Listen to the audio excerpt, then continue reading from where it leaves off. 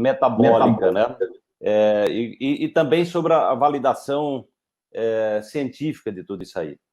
Pois é, em 1924, talvez o médico mais inteligente que já viveu até hoje, ele se chamava Otto Warburg.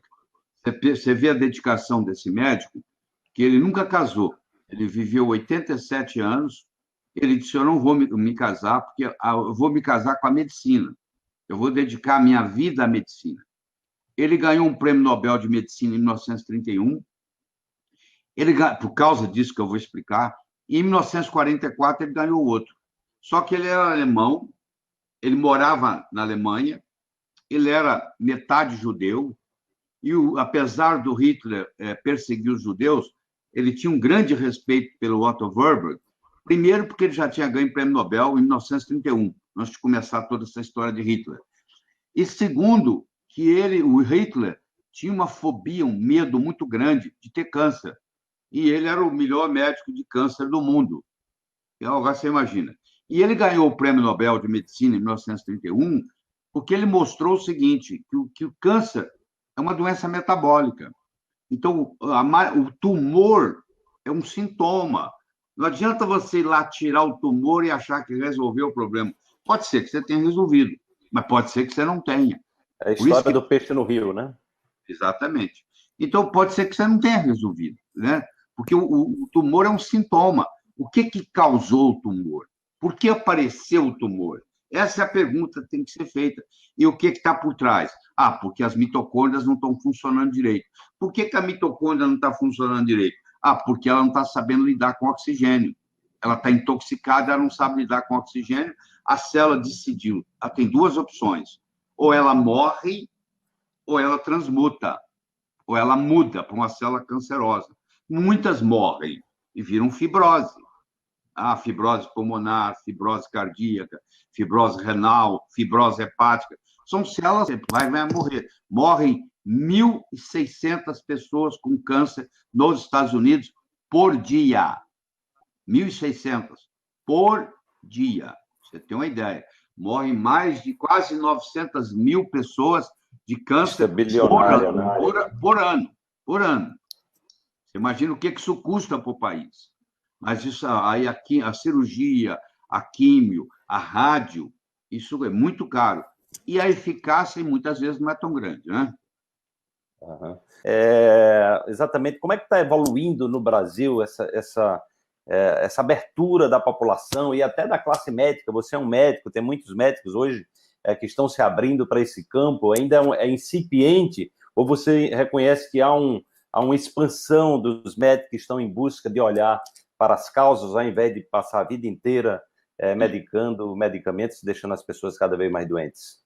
Hoje, segundo o IBGE, nós temos em torno de 600 a 650 mil novos casos de câncer no Brasil. Câncer de pele, câncer de mama, câncer de próstata, câncer de pulmão, câncer de intestino.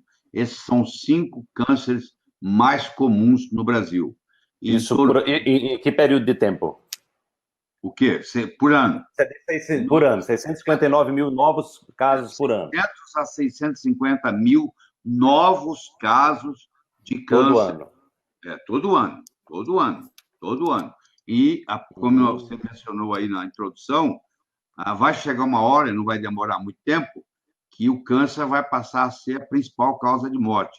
Hoje, doença cardiovascular é a primeira, câncer é a segunda, doença autoimune, nas suas diferentes formas, tem mais de 100 diferentes, é a terceira, e erro médico e remédio é a quarta causa de morte, pelo menos nos Estados Unidos, onde eles têm estatística, né? Então, o tratamento médico também tem sua culpa. É o erro do remédio, é o erro da administração do remédio, entendeu? É o erro do diagnóstico, é o erro da cirurgia. Juntando isso tudo, é a quarta causa de morte. As reações que tem, às vezes, de remédio, juntando tudo isso, constitui a quarta causa de morte nos Estados Unidos. Uhum. Olá, e tem uma pergunta aqui em relação ao açúcar, que você está falando aí que a célula cancerígena ela se nutre do açúcar. Então, uma pessoa que está perguntando, e se você está... Como é que você vê isso? É, Todos esses açúcares não são recomendáveis, tá? Porque o açúcar, no final, ele vai virar glicose. Todo açúcar, quando crescer, quer virar glicose. Todo carboidrato, quando crescer, o sonho dele é virar glicose. E essa glicose vai alimentar. Mas vamos pegar um por um. Vamos pegar o mascavo. O mascavo é o menos ruim deles, tá? Mas você tem que tomar cuidado, porque, infelizmente, o mascavo brasileiro está contaminado com fungo. Então, tem estudos aí mostrando que o modo como o açúcar é armazenado no Brasil, como o fungo gosta muito de açúcar, acaba contaminando, às vezes o tiro sai pela culatra. Claro que um demerara é melhor do que um cristal é melhor do que um refinado, mas isso é no que diz respeito a diabetes, tá bom? Não é no que diz respeito a câncer. No que diz respeito ao câncer, um demerara, um cristal, um refinado, um açúcar de confeitaria, tudo isso, no fim, é a mesma coisa. O que você tem que fazer é tirar o carboidrato, que é mais do que... Você tem que tirar o pão, você tem que tirar o macarrão, quando você está com câncer.